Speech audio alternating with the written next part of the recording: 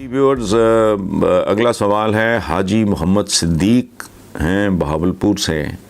وہ کہتے ہیں گلگت بلتستان میں کس جماعت کی فتح ہوگی؟ مریم نواز کا الزام ہے کہ پی ٹی آئی نے ان کے 9 بندے توڑ لیے ہیں اور ساتھ ہی وہ پارٹی ورکرز کو نون لیگ کے ظاہر ہے اپنے ورکرز کو وہ کہہ رہی ہے کہ پارٹی چھوڑنے والوں کو خیر بات کہنے والوں کا گھیراؤ کیا جائے.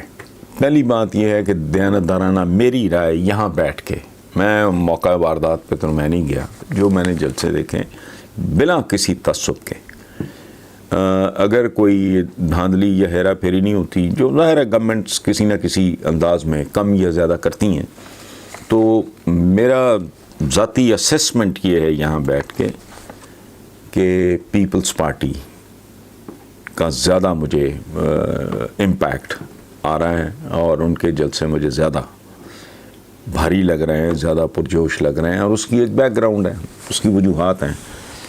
ذوالفقار علی بھٹو کی، بلاول کے نانا کی ایک اپنی کنٹریبیوشن ہے، ان کی والدہ کی بھی ایک ان علاقوں کی طرف چکے توجہ رہی ہے.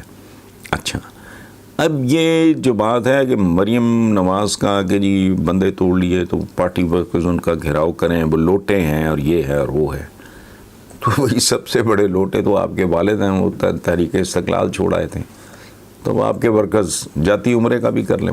یہ بے تکی بات ہے. یہ آپ کا مجھے سیاست سے نفرت اس لیے ہے، مجھے اس جمہوریت سے چڑی اسی لیے ہے. میرا اس نے کیا بگاڑا ہے؟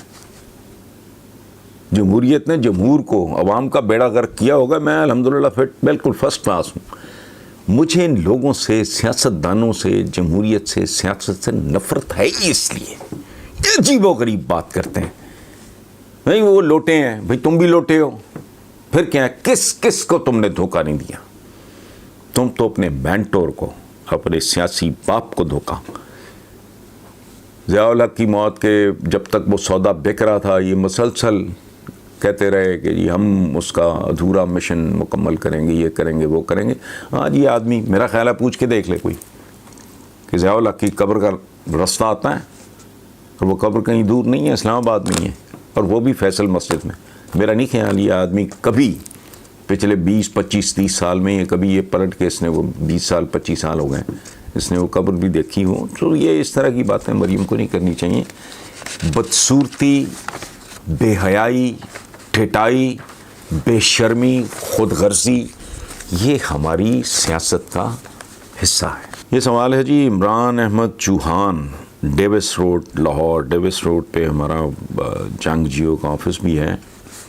کہ کہتے ہیں کہ جی آرمی چیف نے آئی جی سندھ کے اغوا کے معاملے پہ انکوائری مکمل کرتے ہوئے رینجرز اور دیگر افسران کو عہدوں سے ہٹا دیا، لیکن کراچی پولیس نے کیپٹن صفدر کے خلاف مزار قائد کی بے حرمتی کا کیس جھوٹ پر مبنی قرار دیتے ہوئے 1 روز قبل خارج کر دیا وغیرہ وغیرہ. آرمی چیف نے تو اپنا وعدہ وفا کر دیا، لیکن کیا مزار قائد کی بے حرمتی کریں؟ دیکھیں بات سنیں، ہم عجیب و غریب سے لوگ ہیں. مزار قائد کی کیا بے حرمتی؟ قائد کی اور مزار قائد کی پورے ملک میں حرمت ہو رہی ہے. پہلے تو مجھے یہ بتائیں، ہر وہ سرکاری دفتر جو رشوت کا، کمیشن کا، کک بیک کا اڈا ہے، اس میں قائد اعظم کی تصویر لگی ہوتی ہے. یہ ایک ٹریڈیشن ہے، ایک روایت ہے، ایک رسم ہے.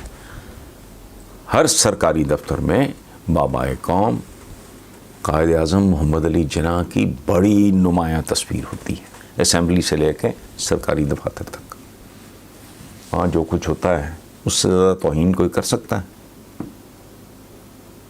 یہ وہ کرنسی نوٹ، اس کے لیے یہ اللہ معاف کرے میں کیا لفظ استعمال کروں، کتا اس طرح ہڈی پہ نہیں جھپٹتا جس طرح یہ ان کرنسی نوٹوں پہ جھپٹتے ہیں جن پہ قائد کی تصویر ہوتی ہے. تو اس میں قائد کی عزت افزائی ہو رہی ہوتی ہے. اس پورے ملک میں حال یہی ہے. کیپٹن صفدر بیچارہ بس ایسے ہی ایک عجیب و غریب سا کیریکٹر ہے، اس کی پوری زندگی اس بات پہ خرچ ہو رہی ہے.